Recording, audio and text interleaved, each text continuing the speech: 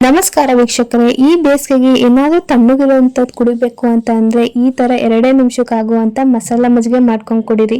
ನೀವಿನ್ನು ನನ್ನ ಚಾನೆಲ್ ನ ಸಬ್ಸ್ಕ್ರೈಬ್ ಮಾಡ್ಕೊಂಡಿಲ್ಲ ಅಂದ್ರೆ ಇವಾಗಲೇ ಮಾಡ್ಕೊಳ್ಳಿ. ಮೊದಲಿಗೆ ವೀಕ್ಷಕರೇ, ಜಾರ್ಗೆ ಸ್ವಲ್ಪ ಪುದೀನ, ಸ್ವಲ್ಪ ಕೊತ್ತಂಬರಿ ಸೊಪ್ಪು ಹಾಕೋತಾ ಇದ್ದೀನಿ. ಒಂದು ಹಸಿಮೆಣಸಿನಕಾಯಿನ ಮುರಿದ್ಬಿಟ್ಟು ಹಾಕೋತಾ ಇದ್ದೀನಿ. ಒಂದು 4 ಇಲ್ಕು ಬೆಳ್ಳುಳ್ಳಿ ಹಾಕೋತಾ ಇದ್ದೀನಿ. ಇವಾಗ ನಿಮಗೆ ಬೇಕಾದಷ್ಟು ಮೊಸರು ಹಾಕೊಳ್ಳಿ. ನಾನು ಇಲ್ಲಿ 1/4 ಲೀಟರ್ ಮೊಸರು 1 ಪ್ಯಾಕೆಟ್ ಫುಲ್ ಹಾಕೋತಾ ಇದ್ದೀನಿ. ಈ ತರ ಮಜ್ಜಿಗೆನ ತುಂಬಾ ಈಸಿಯಾಗಿ ಮಾಡ್ಬೋದು. 30 ಸೆಕೆಂಡ್ಸ್ ಅಲ್ಲೇ ಮಾಡ್ಬೋದು. 2 ನಿಮಿಷ ಬೇಕಾಗೇ ಇಲ್ಲ. ಇವಾಗ ಚೆನ್ನಾಗಿ ಗ್ರೈಂಡ್ ಮಾಡ್ಕೊಬಿಡಿ. 30 ಸೆಕೆಂಡ್ ವರೆಗೂ ಗ್ರೈಂಡ್ ಮಾಡ್ಕೋತಾನೆ ಇರಿ. ಅವಾಗ ಬೆಣ್ಣೆ ಎಲ್ಲ ತುಂಬಾ ಚೆನ್ನಾಗಿ ಬಂದಿರುತ್ತೆ, ಮಸಾಲೆ ಎಲ್ಲ ನುಣ್ಣಗಾಗಿರುತ್ತೆ. ಇವಾಗ ನಿಮಗೆ ಎಷ್ಟು ಬೇಕೋ ಅಷ್ಟು ನೀರು ಹಾಕೊಳ್ಳಿ. ನಿಮಗೆ ಯಾವ ತರ ತೆಳ್ಳಗೆ ಬೇಕೋ ಗಟ್ಟಿಗೆ ಬೇಕೋ ಆ ರೀತಿ ನಿಮ್ಗೆ ಯಾವ ತರ ಬೇಕೋ ಆ ತರ ಹಾಕೊಳ್ಳಿ. ನಾನು 1 ಲೀಟರ್ ಚೊಂಬಲ್ಲಿ ನೀರ್ ಹಾಕೋತಾ ಇದ್ದೀನಿ. ಮಜ್ಜಿಗೆ ಅಂದ್ರೆ ತೆಳ್ಳಗೆ ಇರ್ಬೇಕು, ನೀರ್ ಆ ತರ ಇದ್ರೆ ಕುಡಿಯಕ್ ಚಂದ.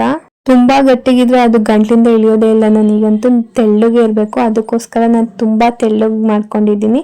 ನಿಮಗೆ ಯಾವ ಟೆಕ್ಸ್ಚರ್ ಅಲ್ಲಿ ಬೇಕೋ ಆ ಟೆಕ್ಸ್ಚರ್ ಅಲ್ಲಿ ಹಾಕೊಳ್ಳಿ. ಇವಾಗ ರುಚಿಗೆ ತಕ್ಕಷ್ಟು ಉಪ್ಪನ್ನ ಮಿಕ್ಸ್ ಮಾಡ್ಕೊಳ್ಳಿ.